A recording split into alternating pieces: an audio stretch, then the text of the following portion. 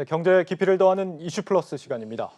코로나19 확산 이후 증시가 급격히 반등하자 개인 투자자들은 이른바 동학개미와 서학개미로 일컬어지며 주식 투자 비중을 확대하고 나섰습니다.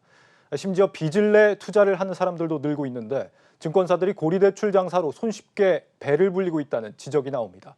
오늘은 빚 투곤하는 증권사 문제 자세히 다뤄보겠습니다. 먼저 방서우 기자입니다.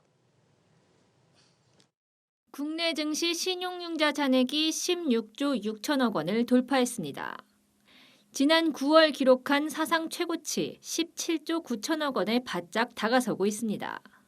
코로나19 확산 이후 증시가 바닥을 쳤던 지난 3월 말 이후 2배 넘게 증가한 겁니다.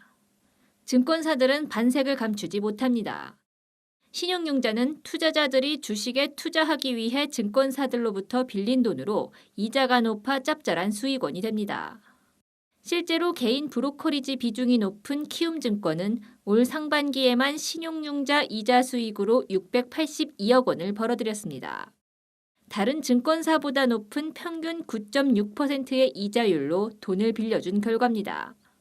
이어 미래에셋대우가 546억 원, 삼성증권 456억 원, NH투자증권 415억 원, 한국투자증권 323억 원의 이자 수익을 올렸는데 이자율이 낮게는 6.8%에서 높게는 8.2%에 달합니다.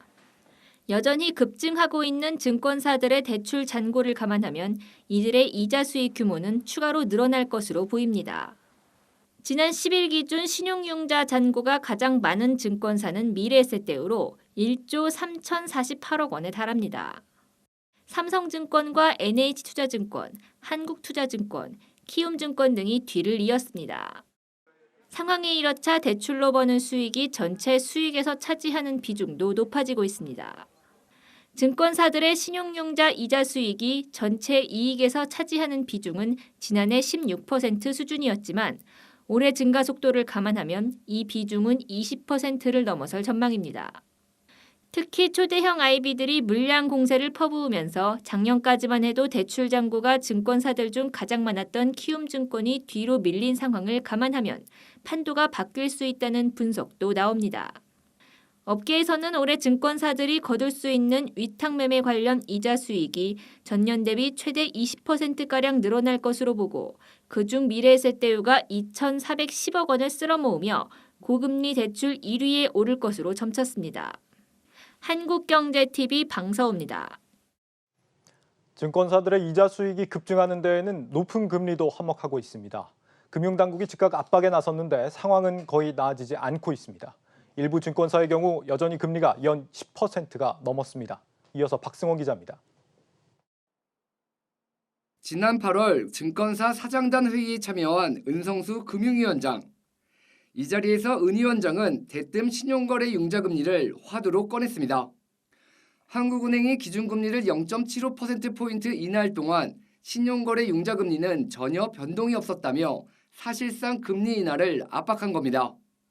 금융당국 수장이 공개적으로 지적하면서 증권사들은 부랴부랴 신용거래 융자금리를 인하하고 나섰습니다.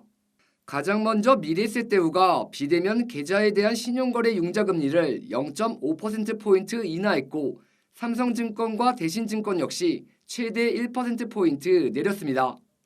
지난달엔 한국투자증권을 비롯해 하나금융투자, 메리츠증권 등도 신용거래 융자금리 인하 행렬에 동참했습니다.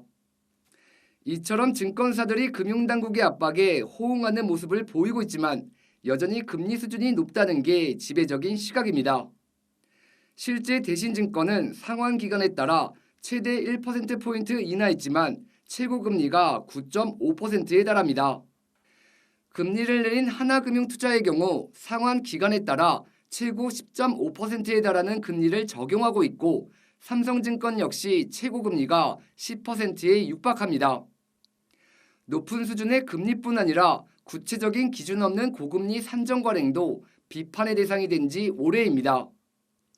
다만 금융당국이 오는 23일부터 증권사들의 묻지마식의 금리 산정을 막기 위한 방안을 시행하고 이를 통해 연평균 1%포인트 금리 인하를 기대하고 있지만 이 역시도 여전히 높은 수준입니다.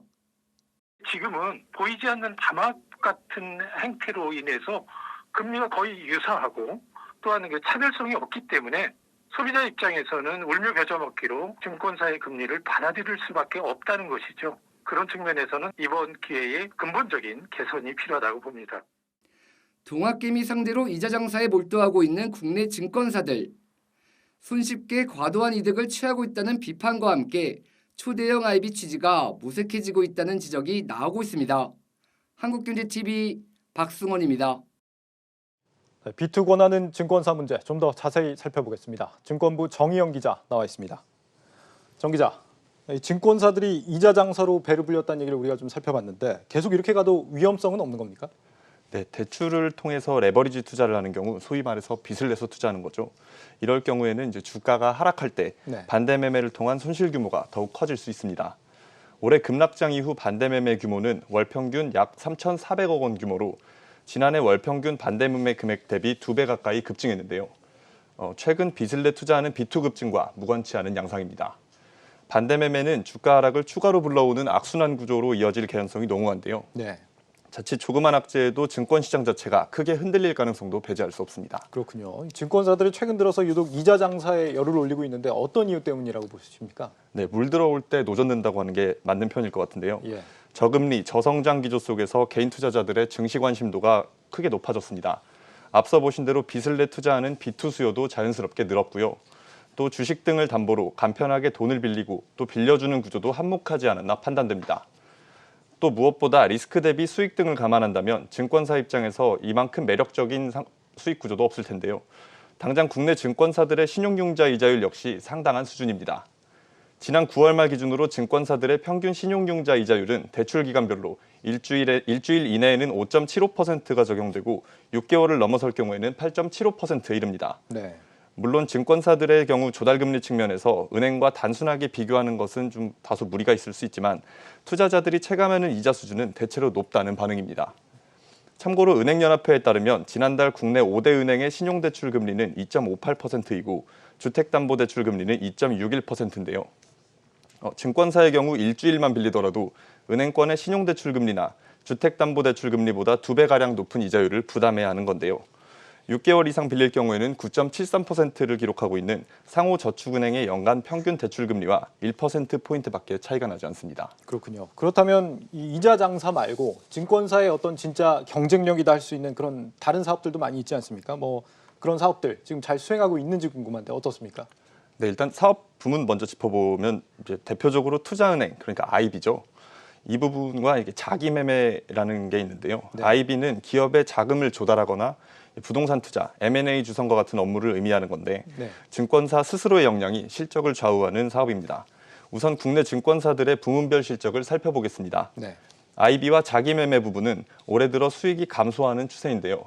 현재까지 집계된 2분기 기준으로 국내 56개 증권사들의 IB 부문 수수료 수익은 전분기 대비 262억 원 감소한 8,779억 원을 기록했습니다.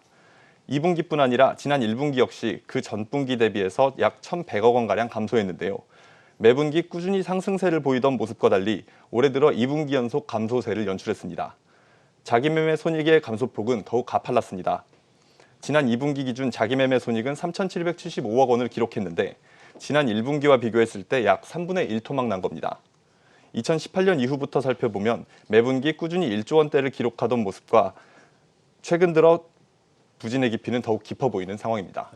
자기매매 손익이 많이 줄었네요. 일부 대형사들의 경우에는 뭐 자체 신용으로 그런 혁신 기업들의 투자를 하기도 하잖아요. 그래서 발행어음 사업이라고 하는 그런 사업이 있는 걸로 아는데 이것도 대표적인 어떤 증권사의 신사업 중에 하나일 것 같은데 실적이 어떻습니까?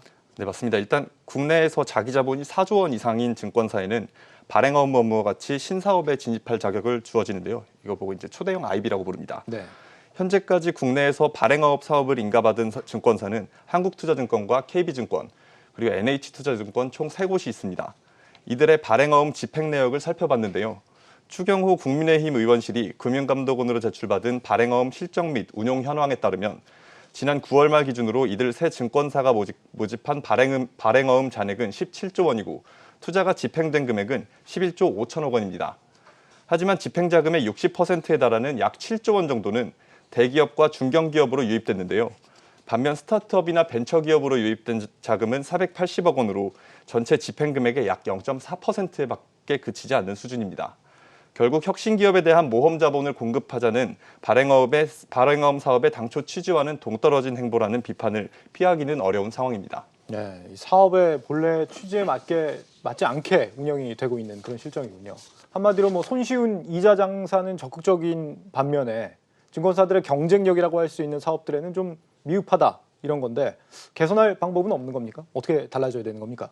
네, 사실 이자 수익 역시 이제 증권사의 고유 업무 중에 하나인 만큼 뭐 법적이나 행정력으로 이렇게 강제하기는 어려운 상황인데요. 네.